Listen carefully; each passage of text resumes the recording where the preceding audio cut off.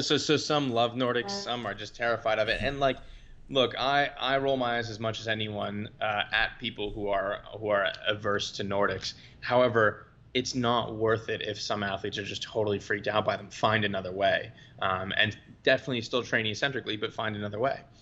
So I really liked easy up, slow down, reverse hypers. So single leg reverse hypers. So if you have like a belt loop and you can put 2 feet in to raise it and one foot to lower it. I really like that one. So the manual, like prone ones. So you take an athlete and you can take them from 45, you can take them from 90, or just take them from about 20 degrees and push their heel into the ground and have them resist you as they're extending at the knee. And that one, we had a star high jumper who was very fragile on lifting, who said that made her feel better and more confident out there than any other exercise she's done. That was sports performance coach and consultant Jake Schuster speaking on hamstring training and alternatives to the Nordic hamstring exercise in the physical preparation of athletes. You're listening to the Just Fly Performance Podcast.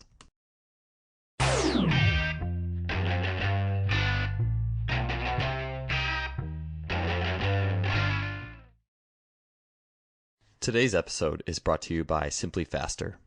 Simply Faster is an online athletic performance technology shop distributing items such as the Freelap timing system, GymAware, K-Box, 1080 Sprint, and the Speed Mat. I've gotten many of these items from Simply Faster and can confidently say that they make today's best training technology available to everybody. The Freelap timing system has revolutionized both my practices and my athlete assessments, allowing me to look at the 10-meter fly capability of dozens of athletes in a matter of seconds. It is wireless, compact, portable, and incredibly versatile. The K-Box and 1080 Sprint are fantastic tools for any coach looking to build speed, agility, and implement training scenarios that go beyond the traditional weight room. The 1080 Sprint is being used by great coaches training some of the fastest sprinters in the world, and it truly represents high-performance speed training. I can personally attest that Simply Faster's customer service is second to none. Christopher at Simply Faster responds quickly to queries, and anyone who makes a purchase from Simply Faster is in good hands. If you want to acquire some of the best high-tech training equipment available, stop by simplyfaster.com. That's simply with an I, faster.com. They are the future of coaching technology. Welcome to episode 109 of the Just Fly Performance Podcast. I'm your host, Joel Smith, and today on the line, we have sports performance coach, consultant, and sports scientist, Jake Schuster. Jake has an impressive resume and background, and today our talk is going to revolve around speed training, things he's doing in the weight room, and the force plates, testing, jump testing that define things we find that can define the fastest athletes. Obviously, speed is speed, and nothing replaces the track, underspeed, overspeed, special strength we do right there that's out in specific. But everyone loves the weight room. We all want to know what are things in the weight room we can do that are the most specific transfer, or how does jumping exactly, what parts of a jump transfer the most to speed and sprinting? And that's why I'm super stoked that I had Jake on the line for this one. He blew my mind with, I was a strength coach for track and field, for university track and field specifically for some time, this being outside of actually being the track coach and doing the strength and conditioning for track and field. So having those hats, I've always been interested in the underpinnings of a lot of these things. Jake has just this incredible use of the data and science and qualitative knowledge, pairing that to what they're seeing on the track, and it's just awesome. You guys are going to really love this one. Jake's got a really cool resume. He's Boston native, and he's done internships with Cressy Performance, amongst others, as well as having worked with New Zealand Rugby. Amazing rugby program and culture there. He's been the performance director at USA Field Hockey, and most recently has been the track and field strength and conditioning coach for Florida State, working directly with sprinters and hurdlers. He also does work in the sports science department there at Florida State, with helping students with applied research projects. So all around, Jake's a super knowledgeable guy, and I always love talking with coaches, breaking down some of the raw, specific qualities that go with fast. And so a lot of us will ask, what's the best exercise to get faster, right? In the weight room. Different apples and oranges, you might think sometimes. But listen to this one, and you will be excited to hear the answer. It's stuff that you actually have heard from other podcast guests. I won't say who. You'll have to listen to find out. But it's just cool to see worlds collide, things come together, and really, what makes an athlete fast? Is it, oh, you have to squat, 2.5 body weight, or deadlift this or that, and clean this?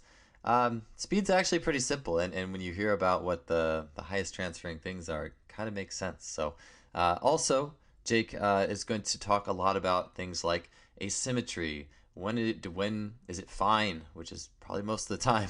When do we need to change it? When do we need to intervene?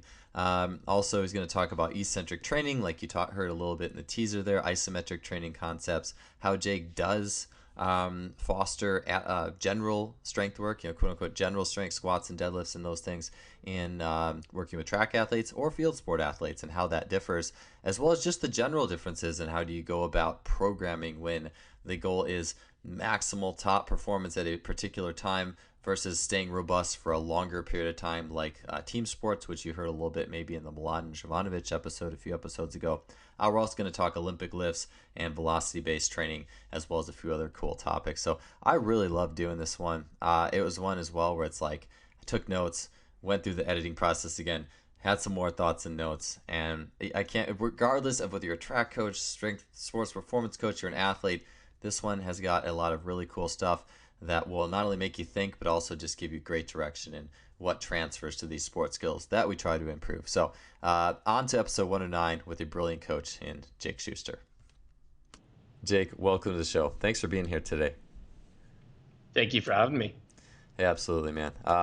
So for those of you people who might not know you, obviously I'm probably going to talk about you in the pre-roll. We talked about this a little bit, but maybe the 2-minute or less background of where you've been and what you're doing in the industry right now. Yeah, all good. I'm from Boston, Massachusetts. Grew up wrestling and playing lacrosse, your typical northeastern United States niche sports. As with most in the field, wasn't good enough to go professional or Olympic in either, and so learned about the human body as best as I could. Moved abroad for the end of my undergraduate, was in Europe for about 4 years. Went back home briefly to intern under Eric Cressy and learn all about throwing and shoulder and posture, and then went over to start my doctoral work in New Zealand, working for New Zealand Rugby. After Rio, moved back stateside to be around family at Florida State University, looking after track and field, and now I'm here talking to you. Hey, I love it, man. It's really cool. You had such a diverse background. Wrestling, lacrosse, rugby, track and field. These are all sports that are pretty darn different, which is really cool. I mean, I think that, and even for me, going from track and field to working with aquatics, you get these just insane paradigm shifts, and it really shapes the big picture. And so, super excited to talk on a few of the contrasting things, but also the things that run everything together. So, working with track and field recently, what are some of the biggest lessons that you found in working as a S&C for track and field? Yeah, sure. I think the biggest thing that surprised me was that each athlete does what they do very differently. And I know it's a really obvious and cliche thing to say because we see that in team sports too, but I was just blown away how, if you took the dozen freaks, the dozen biggest aliens on the team, and you would put them all through a battery of tests or a series of tasks, they would have an incredible range of competence. Some of our freaks, I actually taught how to do Olympic lifts to a very decent level in about 30 minutes. Some of them, after a year of pretty focused work, still don't do them that well. Some jump through the roof in a counter movement jump, and some are really average. And of course, arousal and effort impact those things a lot. But, we just assume that all these people, produce power a certain way and so on and so forth. And it's not that simple. So I'd say I had more questions than answers right away. Yeah, that's something I found interesting. When I was coaching track full time, it's almost 7-8 years ago now. I'd had kids that would just blow my mind, in the sense of, I had a kid who, now my kids weren't that fast. I'm talking the 11.5 and the 100 on the men's side. I mean, you probably have women that are running faster than that, but like I had this guy who ran 11.5 and his vertical jump was like 21. And I was like, how does this work? Like, I don't understand this. And I think I've come to understand a little bit more. I mean, the kid just didn't know how to jump, plain and simple, but you would always see some of these things that would make you think. But again, if I looked at him again and how he probably produced that force really, really quickly at least, and had something going for him on that level. But you do see some things, especially working with sprinters. Like, I mean, I'm a guy who jumps way higher than I can run fast. And I'm starting to learn and unpack that over the years. And then I'll see sprinters who can't jump as high as I can necessarily, but they can just burn it up on the track. And so it's always interesting to take a look at those inner workings of what's showing up in some of the quantitative aspects there. Yeah, correct. And I think we learned that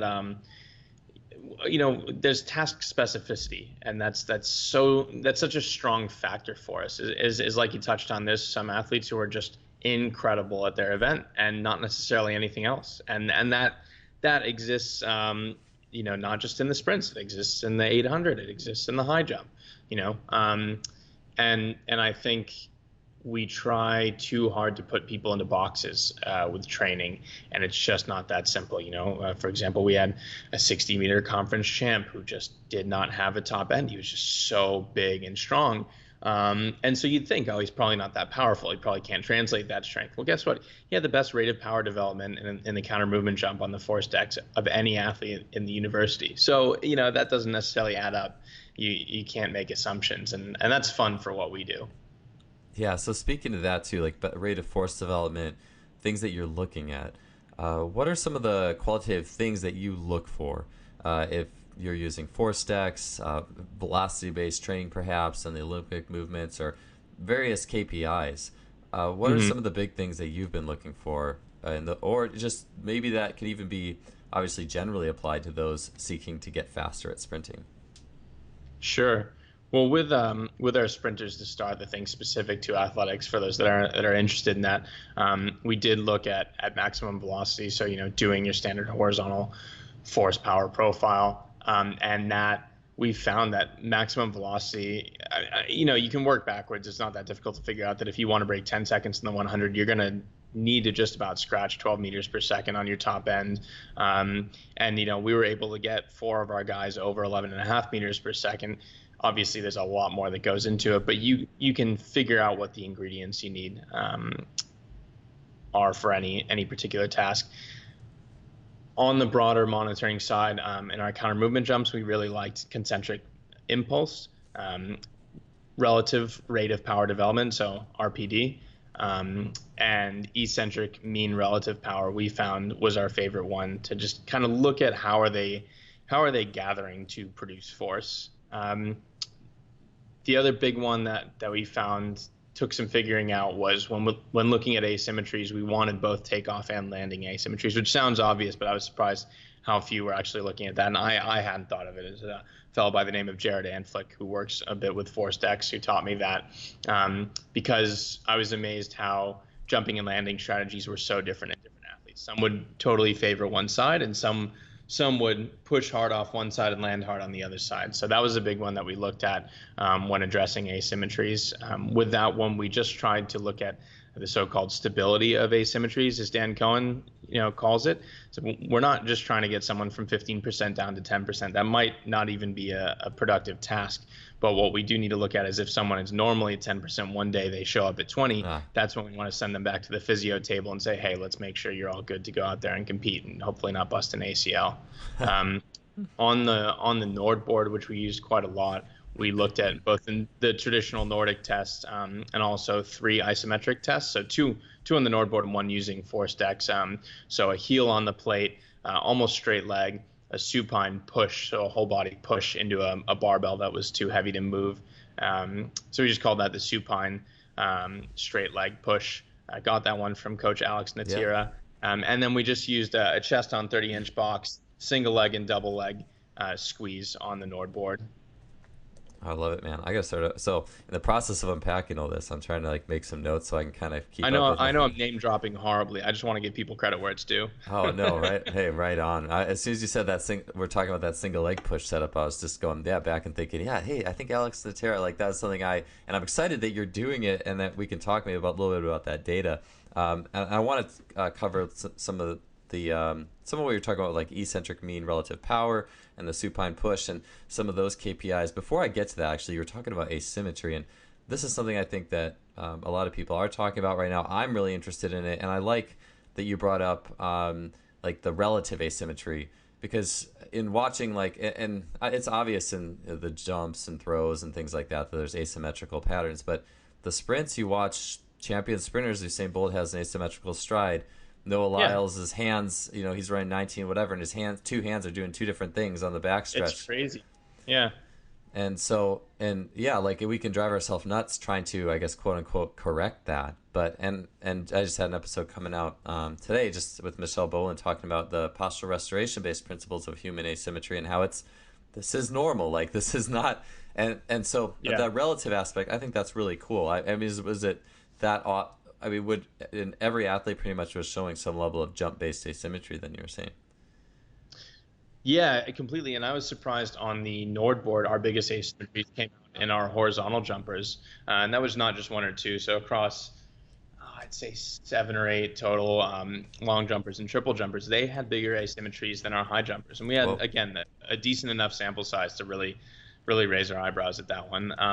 But to what you said, yeah, look, I am not a physio, and I'm speaking merely on experience and the yeah. limited research that's out there. But I really think I would rather address asymmetries and try and find some stability through our asymmetries with postural restoration principles and similar principles, rather than addressing limb deficiencies or Mm-hmm. muscular deficiencies, because then we're playing with fire there. It's almost cliche to say it because people have tweeted it enough. I think most would agree that we could cause more damage or more injury risk by correcting muscular asymmetries than by leaving it alone. So I'd almost rather just address postural integrity and make sure that we're ticking boxes there than try and create a robot. Oh, I love that, man. It's like, because yeah, the common solution, I guess, if you're asymmetrical is, oh, do more pistol squats on your left leg because that's the weak leg, right?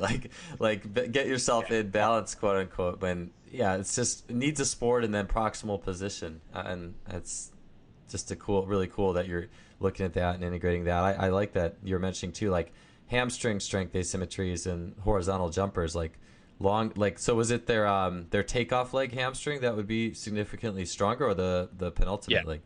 Yeah, Okay. the takeoff leg hamstring, and that's a really interesting one. I want to learn, or I want someone to point out research or do research to let us know as a field more about what's happening in a decelerative motion. Obviously, in normal human stride, there's a decelerative aspect, but in a really decelerative motion, what's happening with the hamstring? Because everyone thinks of the quad and the ankle and all that, Mm-hmm. with a jump takeoff, or in sports like basketball or AFL where someone's pushing you from behind and you're bracing, because I feel like we're seeing more and more hamstring injuries happening in that instance, not just the typical end of swing phase in running.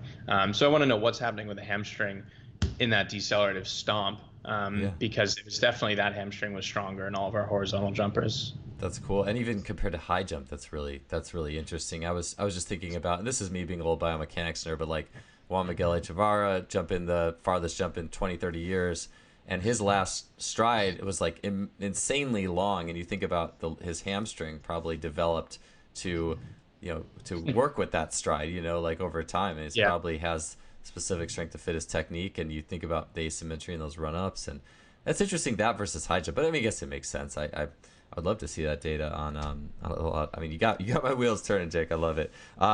So let's dig into. You mentioned eccentric mean relative power.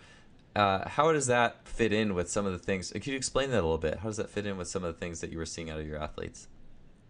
Yeah, I mean, you can definitely, especially if you spend too much time on Twitter these days, you can really go cross-eyed thinking about contraction types, and I don't know how many answers we have in that area, but I did find myself thinking quite a lot that all of these athletes have great push, they have great concentric ability, but how do they absorb force and obviously reapply that force into the ground? What's happening at ground contact? And we throw the term stiffness around a lot without great definitions, but it's definitely something I thought about a lot. So while we didn't do drop jump tests, I wouldn't. That's something I'd like to integrate in the future. Just in the counter movement jump, looking at how they're absorbing force. So we did cue all the athletes from day one is we want you to jump as high and as fast as possible, because we knew we were going to look at eccentric duration as a big metric for acute fatigue and just readiness to train. And we found that to be a really handy one. But then looking, if we knew that they were going to jump with that, movement strategy, so to speak, how were they absorbing force and therefore preparing to produce force? I don't know if that's representative of how they're going to do that, obviously in locomotion, but it was something. You're listening to the Just Fly Performance Podcast, brought to you by Simply Faster. No, for sure. Yeah, it is interesting. Yeah, the difference in this is something I think about. I mean, I don't have a force plate. I'd love to have one, but I think about if I had one. I was speculating this, like, what would I see that shows up on the force plate that changes when you get into locomotion, especially walking versus sprinting and those types of things. Along those lines too. So you had mentioned a little bit of concentric impulse, and so with all the tools in your toolbox and all the things you've seen, as well as traditional weight room movements, if you were to say, okay, look, I got 3 or 4 KPIs for being fast. In the 100-meter dash, based off what I've seen and observed, is there a short list that you would put together? Test outs on the equipment, weight room movements, any sort of in the weight room jumps, other jumps, or anything like that you would say, yes, I believe that this has a good KPI transfer to speed? Oh, it's an awesome question. Well, peak force on the force plate on the supine single leg push. And the isometric push definitely would be one. If I had to place my bet on one metric on the counter movement jumps, it would probably be rate of power development. I didn't see anyone who was really fast have a bad number in that. It didn't correlate that well with proficiency in the 100, but we didn't, everyone who was good in that number, and everyone who was not as good was not as good in that number. And if I had to pick a third number, it would be maximum velocity. Oh yeah. So I don't care if you set it up as a 100, if you set it up as a flying 20 or whatever, or you bust out the radar gun and do a 40. But the maximum velocity, I mean, that is a massive part of the simple math equation, that you're doing there is what's the top speed that they can reach. And I'm amazed at how little we address that. It's why towing and overspeed running, I think, is just going to blow up in the future, because if we're thinking about basic overload principle, how are we not addressing that to try and make people faster? That's a tangent. So I would say max velocity, rate of power development, and supine single leg push. Cool. Oh, hey, that's awesome. I like it. You got 3 things, keeping it simple, but I love it. It's just like the more I think about that single leg push, I'm just like, I loved it when I first saw it. I don't have force plus, like, I guess I'll set it up. There's no feedback, but I just think that has so much potential. I read your article with Alex in the autumn and texted him a little bit about it and chucked it into the program just to have a play around, and enough athletes came back to me and said, well, I feel really bouncy now. Definitely don't take that out of the program. And it never left the program the entire season. And it was fun because I was over visiting GWS a couple weeks ago in Sydney and had a slide about that. And Alex was just saying, okay, I'll send you a check, thanks for showing off your stuff. Oh man, that's awesome. You got me sold, Jake. I almost feel bad the first time around. I mean, I thought it was awesome, but I mean, it's also past my time of working with university track as well at that point. But it just seems like it's just super cool principles. All right, so moving on. So we work with track and field, but obviously it's not the only sport you've worked with. You've worked with you've done a lot of work with rugby. And could you share a little bit about distinguishing some of the things that you are putting in a program to make track athletes fast versus making rugby athletes fast? What's the same, but how does the program possibly differ? Sure. Yeah, I think the competition schedule and the competition demands are the biggest difference there, and the intensity of competition, right? So if you're talking to someone Monday morning, Tuesday morning after a rugby match, them being physically beat up is your biggest problem. If you talk to someone 1 or 2 or 3 days after a track event, them just being neuromuscularly fried is your biggest challenge. So those are two totally different things to think about when building your schedule throughout the week. And I think that that's the main factor to work backwards from when planning training or when thinking about training factors. With a track athlete, it's obviously all physical preparation, it's all physical development. So you're thinking, okay, here are the 10 elements that they need to, run 9 seconds. Where do we need to look at the 2 or 3 that they're amazing at and keep them amazing? And where do we need to look at the 2 or 3 that they're poor at and make them at least average?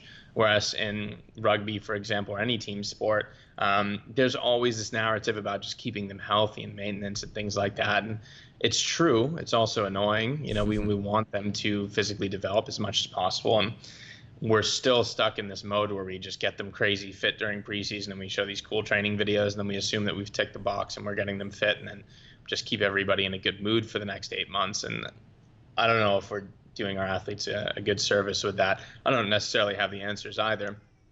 But I think that's the big difference is while there is, while we're not doing a ton of heavy lifting in season in track, we are still trying to physically develop them. We're trying to peak them and so on and so forth. Whereas in team sports, it's a ton of work and then a bunch of maintenance and just keeping them healthy. So, it's a long-winded way of saying the physical development is a lot more ambiguous in team sports. Sure. No, I totally hear you. It's such a complex thing. There's so many factors.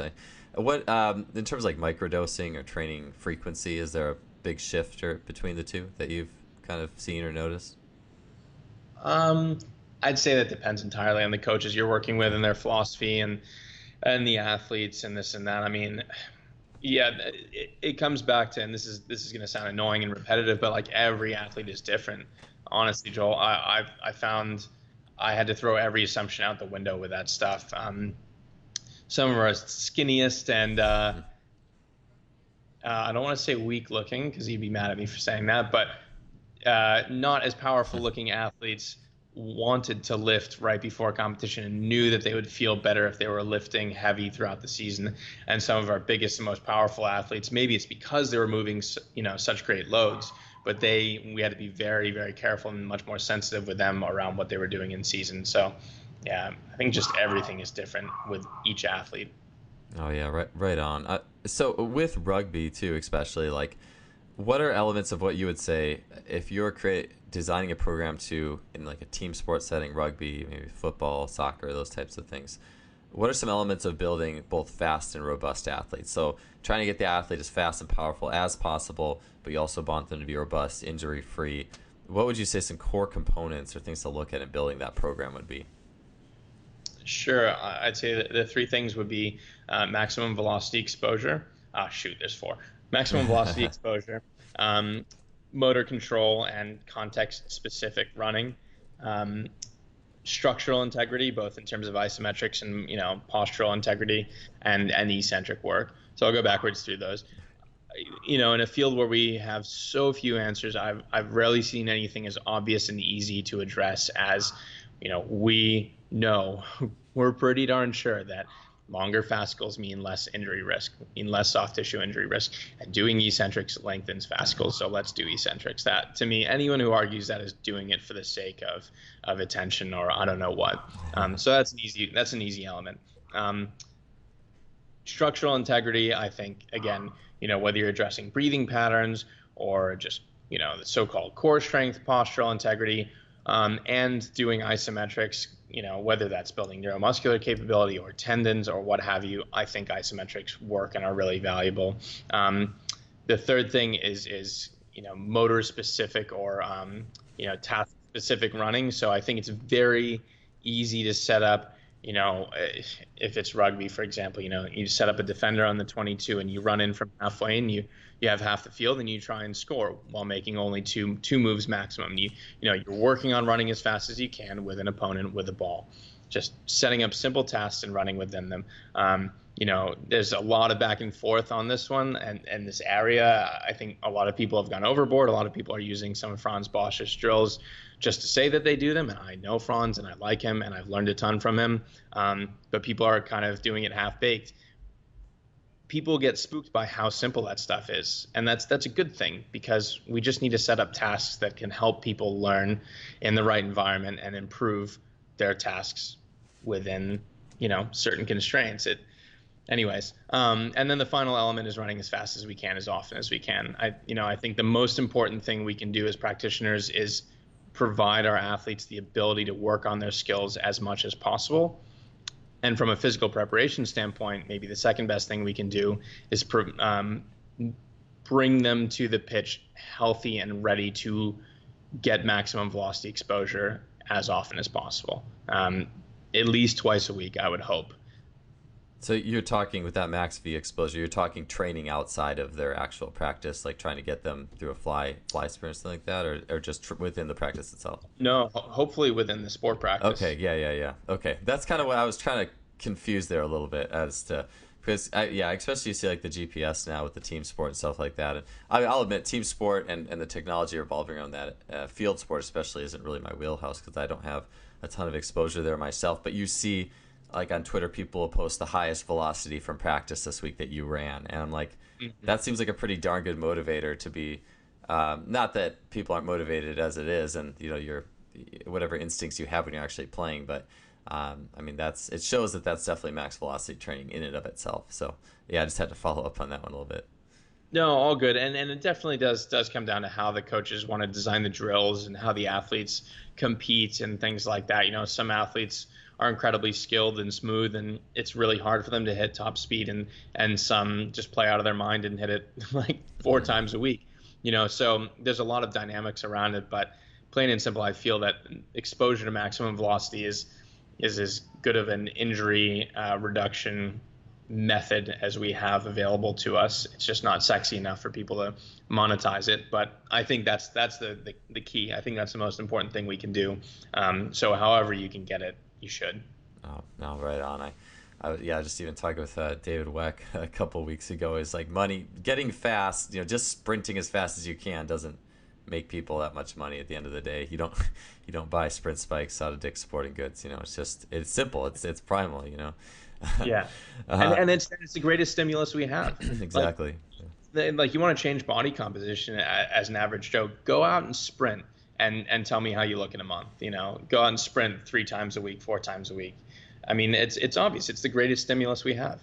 Yeah, I think about it too. Like I think it was in the Franz Bosch coordination book. Like the faster you go, the more muscles can't compensate. Like the faster you sprint, the more your body has to coordinate muscles to work as intended, or at least groups of muscles close to intention. Versus a squat, you can have a myriad of compensation patterns, or something that's slower, you can compensate your way through it. Or even working with aquatic athletes, there's more compensation patterns there, that just because their sport isn't quite as fast as, at least that's my theory, is their sport isn't quite as fast as getting on land and turning over five strides a second. So exactly. And I think you've hit the nail on the head of one of the main reasons why some of those injury prevention or corrective exercise areas get so much backlash, besides it being kind of silly and taking away from main training, is that lower threshold stuff does not prepare us for high threshold stuff, or higher risk stuff, or higher stimulus stuff, however you want to call it. That again, I've said the term Postural Restoration Institute like 6 times in 20 minutes already, so you can tell I like that stuff and believe in it. But we also have to get out and tax the system at its very top end if we want it to be prepared for when that happens in competition. Oh yeah, I couldn't agree more. I was just training with a buddy of mine yesterday who had spent some time with Jay Schrader, and that was one of the biggest things that they taught in that system was you have to practice to the intensity that you will compete at, and tons of just high velocity stuff. And I love, and it's so simple too. I was just doing like the most simple things to like borderline exhaustion, but it was like it was awesome. And what actually, you mentioned this, and I'd love to go back to this, and especially in light of some of the other people I've had on the show, Alex and Angus Ross and Cal Dietz, and but you mentioned the fascicle length being key, and I've seen the research as well. I'm a believer in that.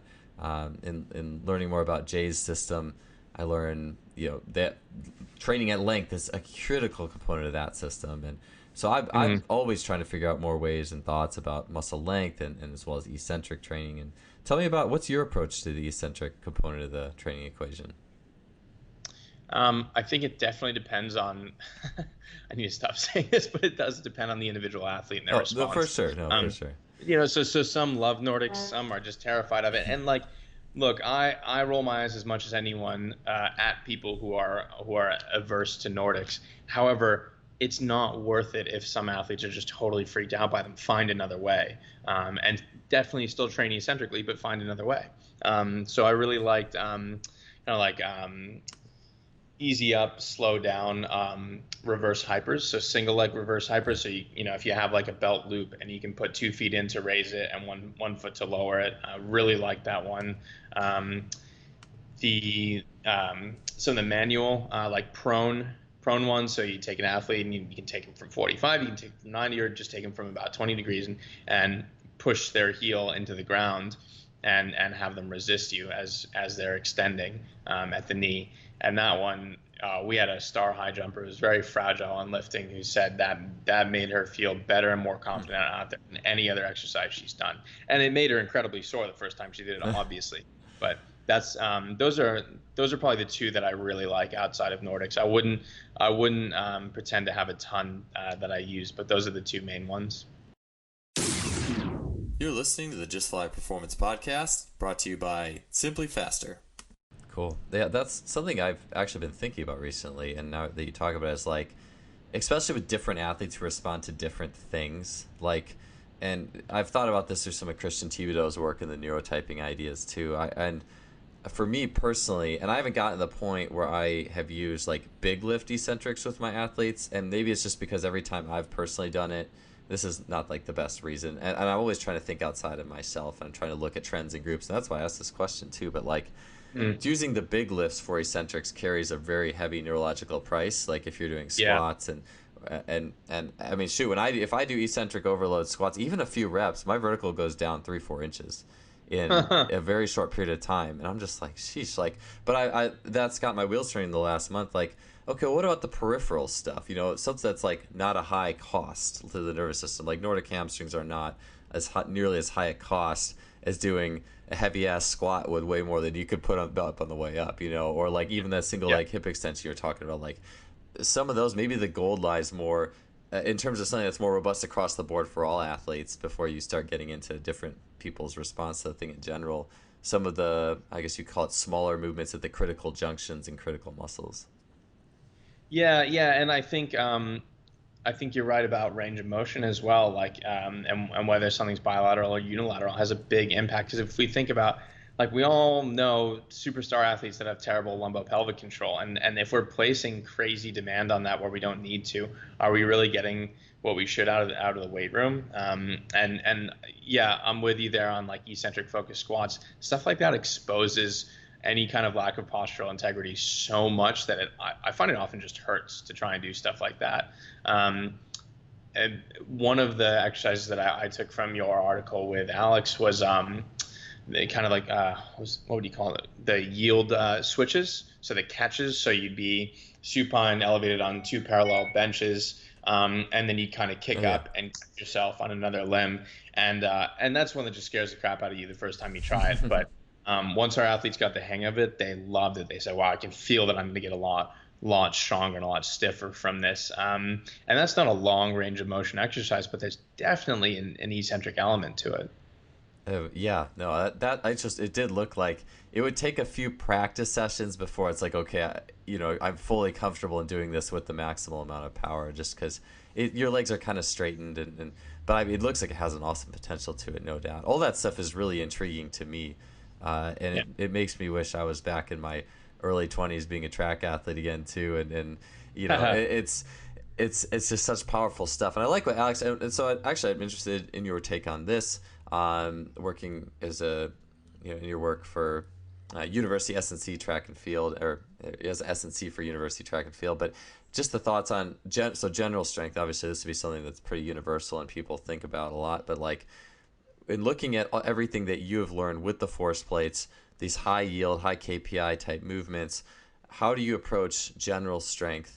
So just squat cleans, what have you, typical markers of strength. At what point do you start to put that lift in maintenance mode or remove it from the program? or do you adjust athletes' programs? They may have more of one type of movement than the other. Knowing what you do, what's been your approach towards just the general battery of strength means, barbell means? Sure. The big answer is I don't know, and I think that lifting is not necessarily as necessary as we would like to make it out to be. And I know I threaten to kill my own profession by saying that, but I wonder if some of our athletes, their general strength shouldn't be gymnastics classes or things like that. But knowing that we are weight room guys and are going to spend a lot of time in the weight room, fine. The things that I learned and used this year, first one, like, took it from what Coach Sal Alosi taught me with football players is, when a male can easily rep squats of 2.2 times their body weight, might be time to just top that up once every couple weeks or once a month and spend more time on Olympic lifts because they are strong enough and we can move to just focusing on power and developing power. So that was a marker I used with our bigger and stronger guys. With women, it was a little bit trickier because strength development is obviously more complex with them. I did find that they didn't need to be topped up with strength as often as the males, that they had their numbers and they could come back and hit those numbers kind of at will. So with us, it was more about what they felt they needed on each day and just attacking that and getting gains wherever we could. I also found that Olympic lifts are not as difficult to teach as we make them out to be. I don't understand why there's still so much back and forth about that stuff on Twitter and elsewhere. Like, if your athletes can do them, I think that they are quite useful. I don't think that they're that difficult to teach. When you come across athletes who either morphologically or just because of their motor learning ability or patterns is contraindicated, then don't do them. I mean, to me, that's a very simple one. And I made that decision pattern across all lifts. We split our men's sprints up between squat guys and deadlift guys very early on and stuck with that throughout the whole season. And I didn't see any adverse effects, whether it's body type, preference, lifting history, whatever. It's some guys who love squatting and some guys who are not all about it, and they were better at deadlifting. And we went with that the whole season and didn't switch just for the sake of switching. Yeah, I'm actually excited. I'm going to ask you about that in just a second, but I do want to make that comment that I 100% agree with you. Olympic lifting is not hard to teach. I mean, I'm not saying I'm the magician or whisperer too, because I wasn't a competitive Olympic lifter. I've just watched some good videos here and there. I've figured out a few good progressions. I mean, I get swimmers who can barely even walk and chew gum on land, or so people would say of them, doing an Olympic lift with good proficiency. I mean, the biggest gap is, can you get the second pull good? Can you how well do you harness the reflex in the second pull? Some people just have a hard time with that. But the general mechanics of it, to the point where it's safe and pretty effective for you, it's really not that hard to learn. I completely agree with you on that. I mean, I guess if you had like if it's you and 40 athletes and, I don't know, maybe like there's probably some restrictions if you don't have any helpers. Sure. But yeah, I agree. So I want to talk to you about this. Like, so squat guys, deadlift guys, and I think I've heard Stu McMillan talk about this seminar. People who prefer one or the other. When do you train weaknesses? When do you train strengths? Tell me, and even like like Gray Cook, probably a deadlift guy, because he talks about train your deadlift. Do your squat for health, right? Like that type of mentality. So how did you go throughout that season? Did your deadlift crew, like, do they do goblet squats? Did they do any squatting pattern really at all? Or did they usually just kind of train, like Allison Felix just trained deadlift and went and ran really fast? How did you navigate that throughout the year? Everyone did quarter squats at some point. Everyone did concentric only squats at some point, both obviously more competitive phase. But the rest of it, they stuck with what they enjoyed. And, when we were following the traditional periodization models and building, their max strength and then building power, they followed the lift that worked best for them. And I didn't, maybe I missed something. Maybe I did them a disservice, but we didn't, the deadlifters didn't top up squats and the squatters didn't pull from the ground. And it went just fine. Maybe they got those gains elsewhere. They all did various single leg work. They all did all the isometrics together. It was just that they split on that. The other thing I should note in that area is that once we got in season, when we were doing Olympic lifts, which we did as this first lift for most of our sessions, I told them to do the variation that they felt best doing, that they were going to get the most gains from and the most work from and the most confidence from. So some pulled from the floor, some pulled from hang, some pulled from the racks. That was very carefully undulated and whatever throughout the preseason. But once we got in season, I said, do what makes you feel good. As long as you're chasing numbers when you can, then we're happy. Yeah, that makes a lot of sense. I think a lot about like you said, what good is traditional lifting for a specific skill? Like once you get past a certain point, right? But at the end of the day, I think those bilateral sagittal plane big lifts. I think what you're doing there is awesome because it's like you have to do what makes. If you don't do what makes you feel good, you're probably going to get hurt, and you're going to lift less weight, and you're neurologically probably not going to like it as much. And well, what's the goal of that stuff, right? It's confidence and neural drive, and who cares if it's a squat or deadlift? And so, as long as it's in your preferred movement pattern, and you're doing the single leg stuff, and you're doing the quarters, and you're doing the hamstrings, and it makes a lot of sense to me. I guess it helps. Also, your answer helps me to think, or I think people listening out there to think, well, why are we doing what we're doing? Are we, Yeah. are we doing this? Is this athlete centered, or is this just program centered, or what my thoughts on what a program should be? I'm a strength coach, so we should squat, we should deadlift, we should clean, we should do all these things and tickle these boxes, and yeah, just fitting into an athlete's preferred pattern. If it's a sport like track, do you think that differs? How would you change that? Would that change if it was a rugby or a field sport athlete? I do think track athletes are more in touch with their own bodies and they know what works for them a little bit. And depending on your sport, field sport athletes are a little bit more of, all right, coach, I'm here, I showed up, tell me what to do. So that definitely affects how you program. I mean, there were 18-year-olds with less than 2 years of training age that I would say, what do you feel like doing today? And I would never do that with a team sport athlete. But yeah, if that answers your question. I get it. I see it a lot with swimmers too, super in touch with their body. It's like, well, swimming especially because you're sensory deprived too, and when you're in your sport, like you look at the line at the bottom of the pool, you have a lot more time to think about stuff than when you're out sprinting as fast as you can. It's just different. But even track, I do agree with you. I think that training, their sport is training, I guess, so to speak. And where a team sport athlete, it's more play. It's a little more play and fun. I can see the disconnect there, and how you can do that. Yeah. And to be honest, like with a team sport athlete, they just want to be fit and strong and good to go for their sport. Whereas in individual sports, they can tell you, well, I'm not sure if I have enough push out of the blocks, or I don't feel as bouncy at the top end, or things like that. Yeah. And that's not every athlete. Like there's definitely every personality type in both. But that's the pattern, I would say. And to what you said a moment ago, Joel, like I think that's something that every coach has to ask themselves every day, and something I had to check in with myself about mid-season is, are we doing stuff because some guy with a big name out there is doing it? Are we doing stuff because I'm going to feel exposed if it's not in my program? Or are we doing stuff because it's going to help our athletes? It's not our job to look cool. It's not our job to have stuff that we can post on Twitter. These athletes, like we talk about addressing weaknesses, and that's extremely important.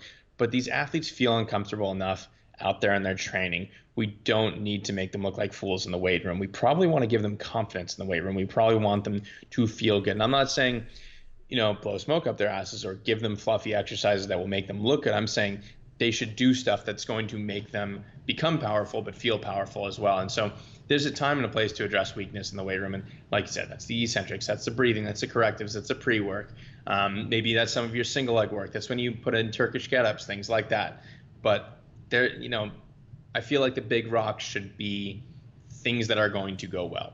Oh, right on. Any thoughts or ideas on, say you got a more of a squat type person, on having them do like a different pattern for the first month in the year or something like that? Like, let's work in your deadlift for like a month and then let's do everything else. Or do you do anything like that, like a weakness building for a short period of time versus their strengths? No, and maybe I should. I mean, yeah, I don't have experience even doing the you're a squat person, you're a deadlift person. I'd love to actually. Now you talk about it, but I have to an extent, but not to the extent that you have. But therein also I haven't done the weakness building in that sense. So I was just curious, but it makes sense. It's an interesting concept at least.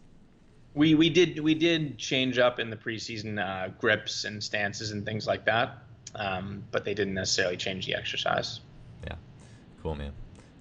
Last question before our time's up today. Thoughts on velocity-based work, use of tendos, gym awares, those types of things. Um, any practical considerations on that in the weight room from what you've learned? You're not gonna like my answer here, though. I've talked enough smack in my own podcast that people will know what's coming. Uh, Wait, how are we editing? This is on iTunes. Yeah, I think it's masturbation.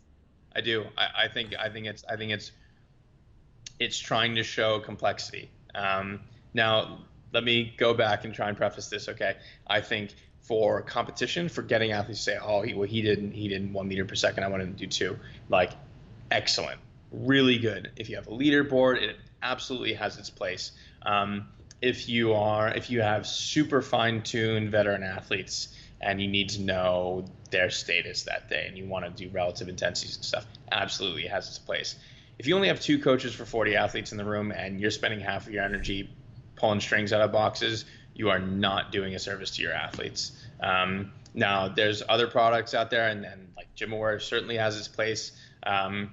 But I just think there are so many things we should be doing before we get that involved. I also think loading is way overcomplicated. I don't understand why we can't have an athlete do as much as they can. And if it's for 1 rep this week, they can do it for 2 reps next week and 3 reps the following week. And then you add more weight.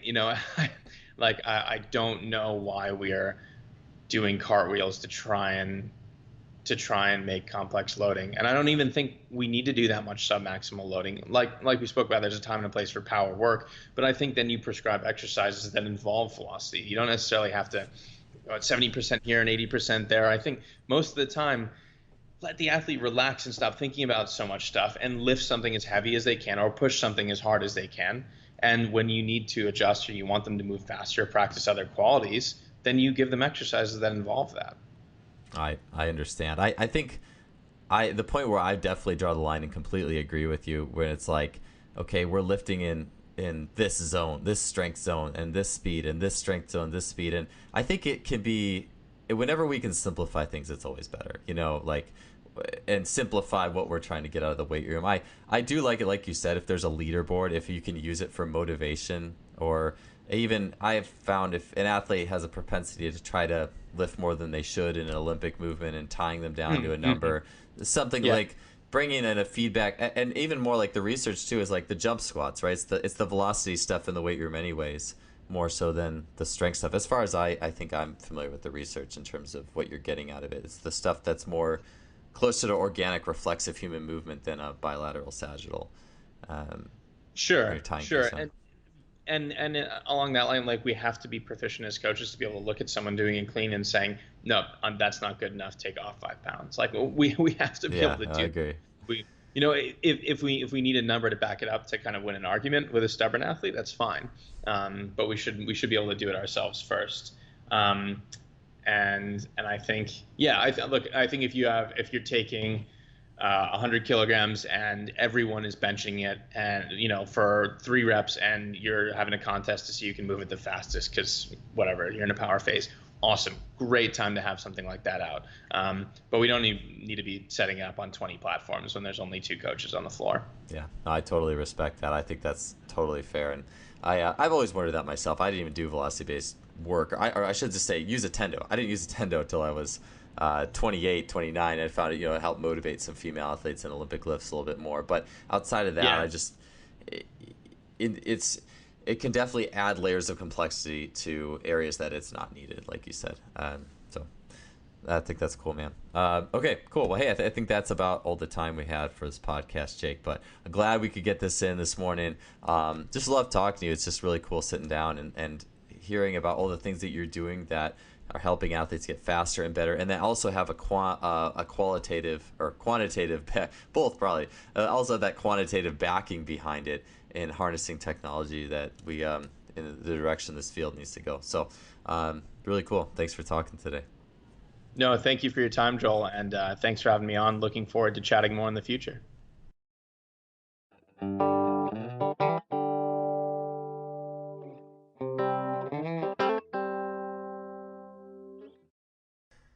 All right, that does it for another episode.